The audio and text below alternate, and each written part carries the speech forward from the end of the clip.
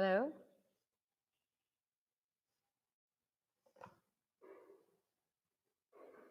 Hello? Hello? Hello? Hello? Hello? Hello? Hello? God, what's going on? Hello? Hello? Hello? Hello? Hi, Alexia. Can you hear me? Is it working now? Hi. Now, guys, you need to tell me if it works, if the microphone works. There is a microphone. Yay! Okay. So let's begin. Hello, Alexia. Hello, Paolo. Hello, Sophia. I don't know who your artistic names refer to, but it's okay, I guess. Okay, so Joss. Joss is underground. And who is Las Lolas and who is Euphoria?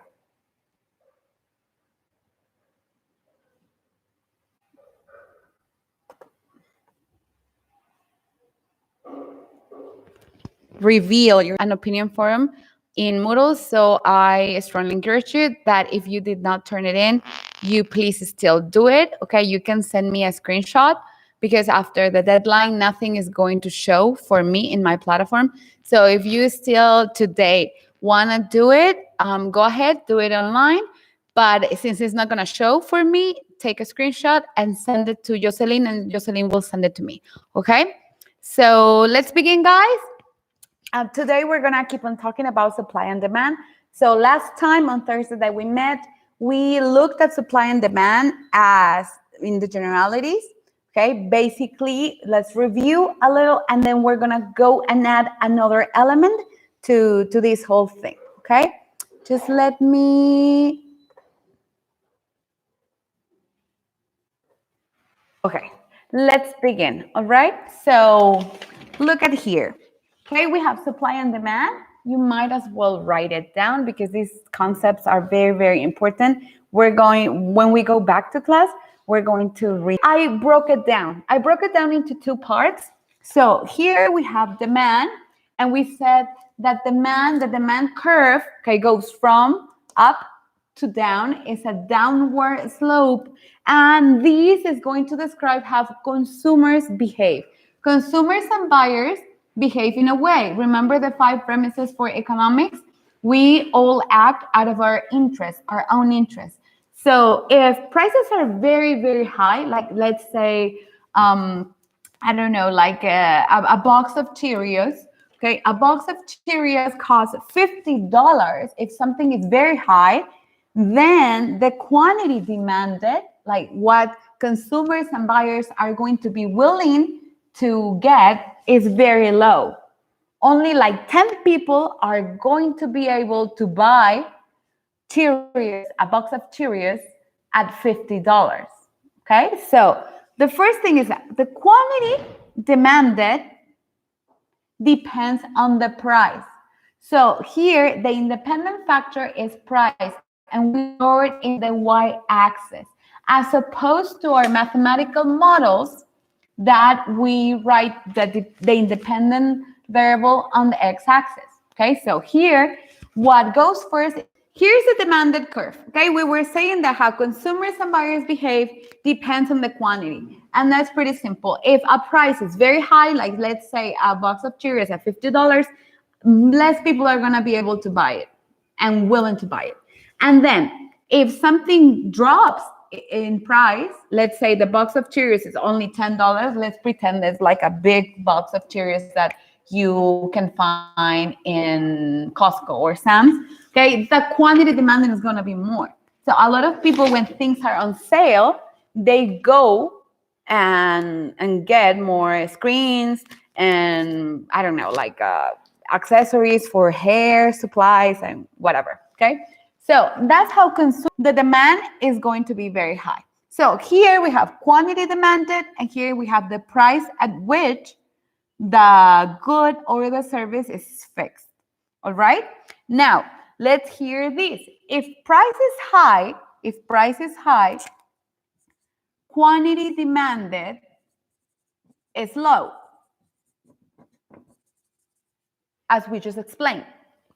If price is, that's pretty simple. This is just a model showing us that if something is worth $50 or more, that's overpriced. When something is overpriced, less people want to buy it. Okay, who are these people? Maybe the people that are very rich, or that they value the thing, the bicycle, the computer, the meal, or whatever. They value it at a very high value. If price is low, quantity demanded is high. So when price changes, the quantity demanded changes. We move along the curve. Okay, this is what I just explained to you last time, that just imagine that you have like your finger pinned to the curve, like if it was a railroad, okay, the rails, apparent reason, then you only move along the curve, okay? And we say it properly, the quantity demanded changes, right?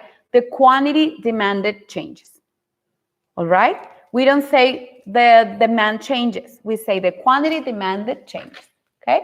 That's like a proper way of speaking. Now, let's move to the supply, okay? The supply curve shows us how producers and sellers behave, all right? So, if the price is low, let's say I am the Cheerios owner, and all of a sudden, the price changes. Okay, they put my price at like $1 per box. The same box that here could cost $50, or the same box that here can cost $10. It's a huge box that you can find in Costco. Okay, not the little normal box that you find at Walmart. Okay, so here, if they drop my price, the supply. Okay, this is the quantity supply in the market. Where is this happening? In the market, in a competitive market.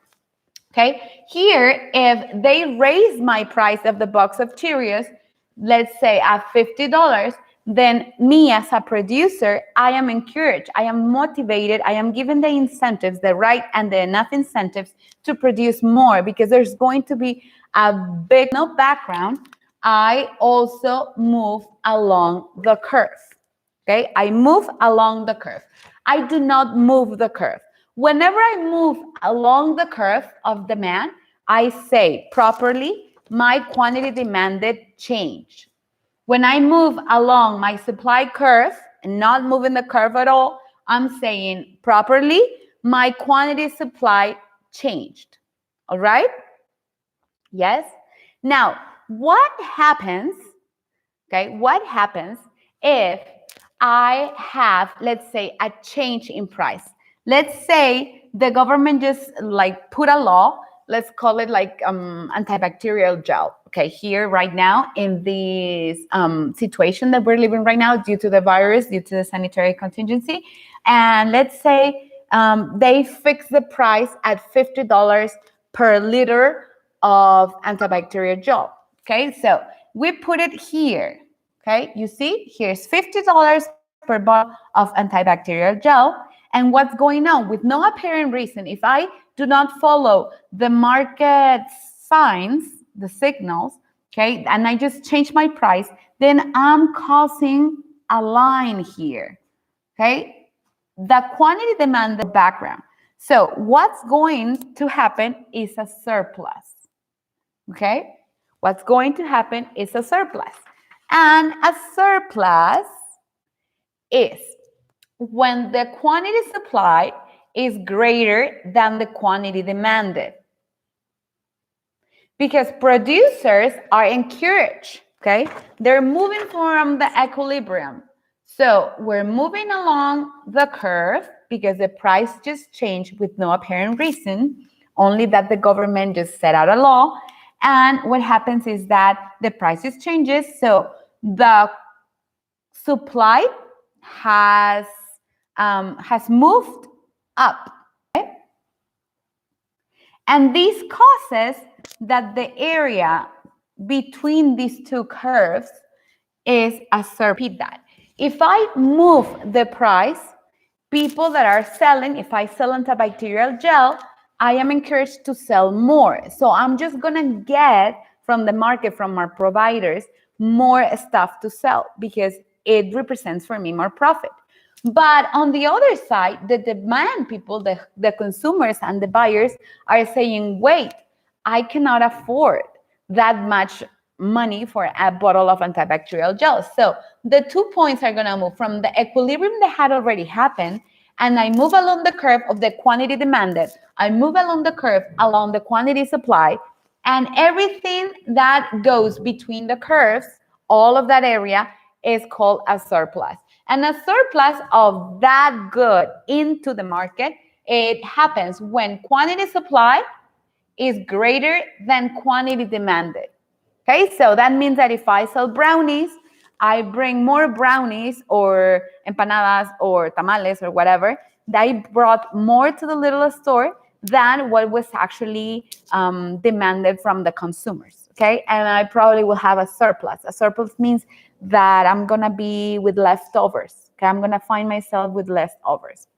Okay, so that's that.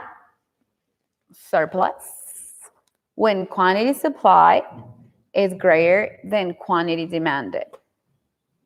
Okay? All right. Now, let's go, okay, here. And I move down along both curves. If my antibacterial gel from costing probably $15 and it just drops to $5, what is the providers, the sellers how are they going to behave? They're going to behave in such a way that they're going to be not motivated. They do not make this point move along the curve and drop here. Then the same thing with the demand. If I move with no apparent reason or background, and I say I drop the price to $5, people are gonna go and buy more. If you give them like a sale, you put some product, and here we're going to have another area shaded, and that means there's going to be a shortage. Okay, a shortage. That means, okay, a shortage means when quantity supply is less than the quantity demanded. Okay, so let me put the two definitions here so that you can read them together and like make sense out of it. So a surplus is the quantity supply is greater than quantity demanded. That means there are more products into the market than the demanded, or a change. Oh, where's my other post-it? Okay, change in quantity demanded here. Or change in quantity supply. I don't know where my little post. Whatever change in price that doesn't have an apparent reason. Okay, it hasn't been where we move along the curve. This is very important because you have to distinguish between moving along the curve and moving the complete curve. So now, what causes supply and demand? What fixes the price? Okay, what fixes the price of any good? Let's say antibacterial gel, let's call it strawberries, let's say whatever, okay? So the first one is the substitution effect, quantity supply, okay? Why? Because if it's cheaper to buy a kilogram of milk, then my whole mentality is gonna go, right? It's gonna go for from that other thing instead of buying my Cheerios. Okay, income, my weekly income, then I'm willing to pay for it. Okay, that affects the demand and also the supply. But let's say that those $50 or those $5 represent 50% of my income, then the more percentage that whatever thing represents of your income, the less you're gonna want to buy that. Okay, the substitution effect, then the income effect, and the law of diminishing marginal utility. Remember, we saw these in the first partial with the example of the picafresas. It means that the first good that you're gonna get it represents a lot of satisfaction. It gives you a lot of utility. It gives you a lot of earnings in whatever dimension that you want to count it. Okay, some people like satisfaction, some people like trips, some people like experiences, some people like to see their money worth on some specific aspect. Okay, but as you keep on consuming more of that pica fresas, of those tacos, of those antibacterial gel, etc., along the curve. Okay, check. Now, very important now.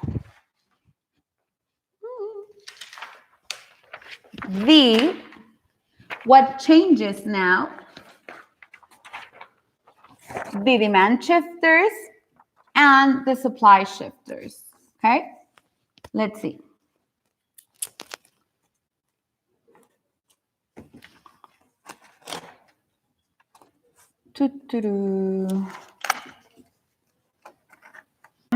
That the curves move completely. So this supply 1 moves to be supply 2.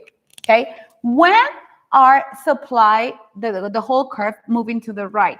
Well, here's the supply shifters. Okay, the first one that we saw in your little thing, sum it up in 5: the price of resources, the number of producers. So if all of a sudden there are more people wanting to produce antibacterial gel, then, well, my supply curve is going to move to the right. Now there's more supply because a lot of people are going to dedicate their efforts to producing more of that. Okay, then the technology, that what we just said, is not the same to have cultivation of whatever fruit or vegetable in a very traditional manner and then switching and upgrading to like, so the whole curve moves. Also taxes and subsidies. Okay, now taxes, when you put a tax on the production of something, the curve is going to move along. The whole curve is going to move, but to the left, because we're going to shrink the supply. Okay, we're going to shrink the supply. Let's say you put a tax on gasoline production, that means the whole curve is going to move to the change in price. But the factor is very observable. Okay, we are going to have less producers. Okay, so that's going to affect when the intersection moves along the graph, the plane. Obviously, it's going to affect the price that we're going to get. Okay, as consumers. And obviously the expectations. What is going on right now with the other people raise their prices? Because now there's a scarcity, there's less things available, there's less supply, okay? Then that means that just there's going to be a shortage or a surplus, okay? And then the demand shifters, you on curve, and the demand and the supply do not change. What changes is the quantity demanded and the quantity supply, okay?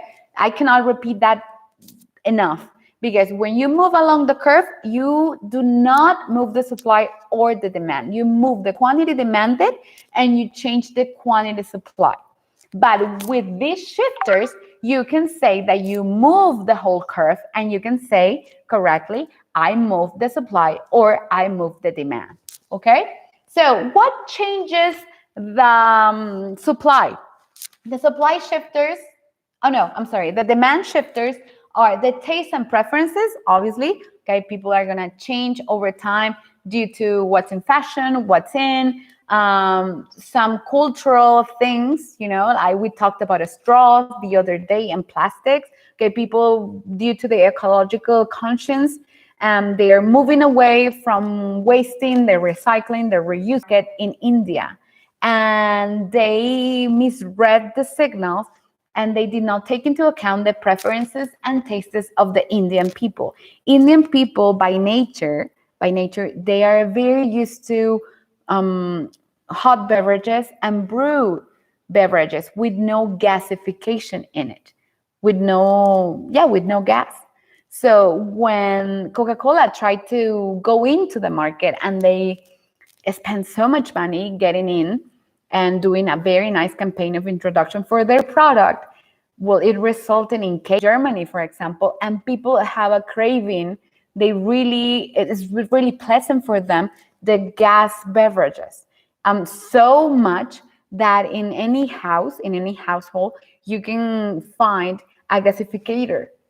It's like a little machine, like the milkshake thingy, and the only function of that little hose is to put gas into whatever. So you can go to the refrigerator, get an apple juice, and then put a little gas on it, and you have like a manzanita. Okay, so preferences are going to affect how the curve, the demand curve. Okay, now it's another curve. Let's put it here. Say the demand shifted or the supply shifted. Okay, in the previous example, it's only the quantity demanded and the quantity supplied. So there's more and more and more with time of Latino people there. Okay, the Latin Grammys, for example, like 17 years ago, there wouldn't be a Latin Grammys awards, and now there are. So because there's so much, there's enough number of consumers that it's worth it to do a show like that for this minority in United States, which is not a minority anymore. Okay. Number 3 is the price of an inverse relationship. If something, for example, let's talk about, okay, like accessories. You can talk about also accessories, right? And finally, the expectations, just as here, okay, expectations. And I think that's that. I think that's it for in YouTube later on. And whatever questions that you have, you can email me or you can talk to Jocelyn so that she can send me a message directly. Okay? So thank you guys and have a nice morning.